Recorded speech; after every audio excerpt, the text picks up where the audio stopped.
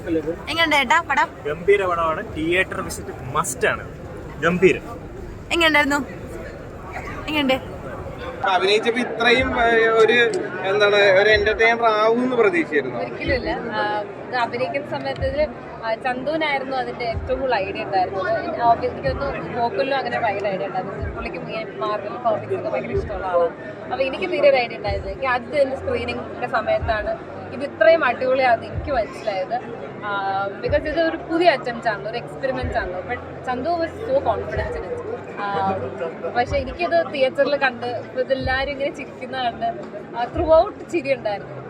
അപ്പം ഇത് നമ്മൾ കുറേ ഗിവ് അവേ കുറേ പുറത്തു നിന്നുള്ള ആൾക്കാരൊക്കെ വെച്ച് ചെയ്ത സ്ക്രീനിങ് ആണ്. അപ്പം ഇവരാരും നമ്മുടെ ഗസ്റ്റുകളോ അങ്ങനെയൊന്നുമില്ല. There are so many request. എനിക്ക് പറയാൻ പറ്റുന്നതിൽ അധികം തന്നെ ആൾക്കാർ എല്ലാവരും നമുക്ക് അക്കോമഡേറ്റ് പോലും ചെയ്യാൻ പറ്റിയിട്ടില്ല. അത്രയും സ്വീകാര്യത ഉണ്ടായിരുന്നു. Everyone received so well and thank you. മലയാളത്തിൽ ഇതുവരെ കാണാത്തൊരു വിഷ്വൽ ലാംഗ്വേജ് ആണല്ലോ. അപ്പോൾ എങ്ങനെ ഉണ്ടായിരുന്നു നരേഷനും കാര്യങ്ങളും നിങ്ങളോട് കഥ പറഞ്ഞപ്പോഴും കാര്യങ്ങളൊക്കെ? ഞാനും അരുൺ ചേട്ടനും ആദ്യത്തെ പ്രോജക്റ്റ് അല്ല ഒരുമിച്ച് വർക്ക് ചെയ്തത്.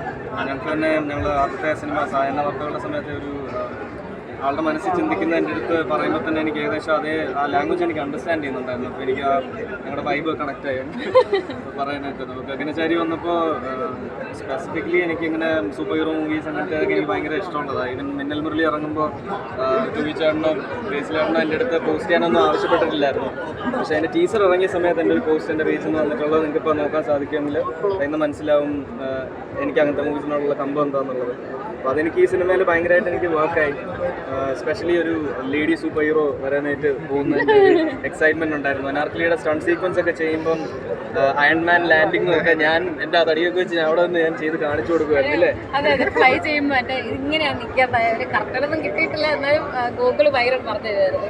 ഇത്രയും നല്ലൊരു സംഭവം വളരെ ഭംഗിയായിട്ട് അത് കണ്ടൻസ് ചെയ്ത് നമുക്ക് കാണിച്ചിട്ടുണ്ട്. ഇങ്ങനെ ഫ്ലോസ് ആയിട്ടൊന്നും തോന്നിയില്ല. ഭയങ്കരമായിട്ട് ഇഷ്ടപ്പെട്ടിട്ടുണ്ട്. ഫസ്റ്റ് ഹാഫ് എനിക്ക് ഭയങ്കരമായിട്ട് നോക്കായി. ഭയങ്കരമായിട്ട് എൻജോയ് കുറേ അധികം ചിരിച്ചു. ചിലപ്പോൾ ഒന്നുകൂടി എനിക്ക് കാണുന്നുണ്ട്. ഇതുപോലൊരു സയൻസ്